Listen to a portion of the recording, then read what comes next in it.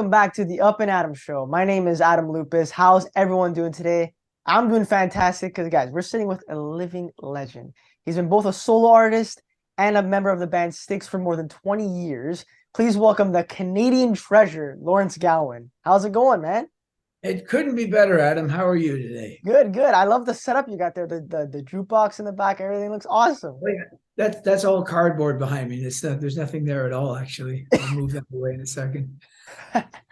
Anyways, thank you so much for coming on. It's honestly a real treat to have you on because I've been a big fan of you ever since I was a little kid, and Wow. I grew up listening to your stuff on Boom 97.3, and Yep. actually a good friend of mine, Stu Jeffries, you were on his show Good Rockin' Tonight. I remember back in the day, In the and I saw. 1980s, I would go and see Stu usually once a year, doing Good Rockin' Tonight. And so when he moved to Toronto, which is where I live, he was in Vancouver doing that show. It's a lot more convenient to see him nowadays. Yeah, absolutely. I had him on my show last year, and we talked very highly of you. He loves you, man. And you're such a very likable guy, and it shows through your music and through your interviews and the way you talk. So it's awesome. And like, I just want to kind of get into a really interesting topic because I know nowadays many kids and a lot of the youth are getting into the 80s and 90s music more. Yeah. What are your thoughts on that? And like, why do you think a lot of the youth now is getting into the type of retro stuff?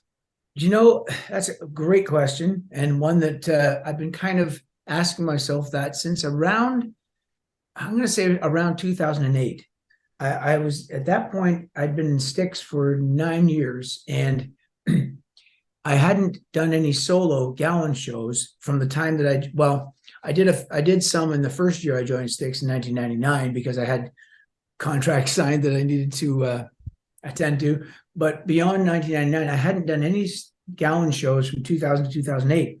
And around 2008, I began to notice clumps of younger people in the audience that weren't accompanied by an older brother or sister or parents or anything. Basically, they were there and they were digging the songs, and they were unsupervised. So either they got, let out for the day from their reform school, or else they just found this music to kind of resonate with their lives. So I began to take note of that, and every subsequent year, 2009, that portion of the audience expanded. And then by 2010 is when I started doing Gowan shows again. And by that point, I noticed at every Styx show, there was a larger and larger contingency of people who weren't even born when the biggest classic rock albums were made, which is what we were playing. And when we played the first Gowan shows, we wound up doing like 7 shows at Fallsview in Niagara Falls. Those are the first ones back to playing live shows. And I immediately noticed that at least 40% of the audience, it definitely were, if they were born at the time that, say, 1985, Strange Animal came out, they would have been very little kids, at that time. They would have been toddlers. And right up front, there was a clump of about 7 or 8 people that were singing the words to every single song, and they were definitely, closer to your age than mine. So that's when I began to realize, and then it's been underlined every year since, that classic rock or rock music in general, from arbitrarily from 1950 to 2000, let's just use that as a block of 50 years. Yeah, because it's round numbers and I don't need to get my calculator out. The last half of the 20th century, this is a little musical, my music history hat comes on here. The last half of the 20th century was dominated by rock music. Rock music was the most dominant music of those 50 years.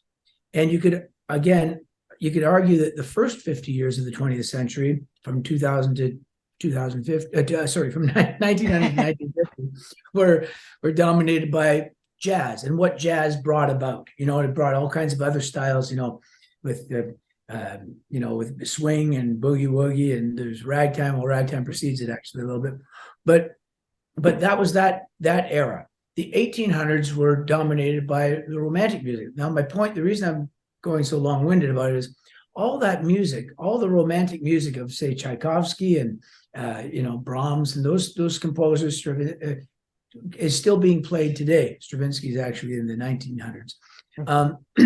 That's all still being played. Jazz is still being played. And then I realized, wait a second, there's so much rock music that was the great musical statement of the last half of the 20th century. People are bound to find it and find something about it that they might like.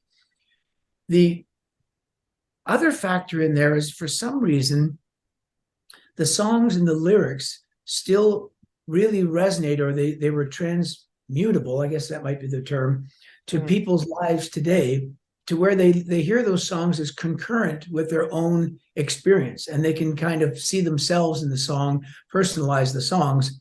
You know, people can still listen to Strange Animal and hear and put themselves in the song, or put something of their experience into that song. And I would say the same with Moonlight Desires and probably Dancing on My Own Ground. And because of that, I guess that, and the fact that it's that, and the fact that a great rock show is the greatest form of entertainment that I've ever experienced in my life. I think it's those two factors have culminated in people of all generations coming out to rock shows and just loving them. I have no tears to cry,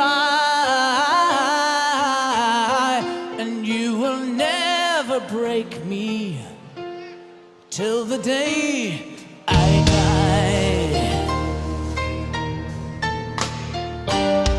A criminal mind is all I've ever had. Ask one who's known me if I'm really so bad. I am.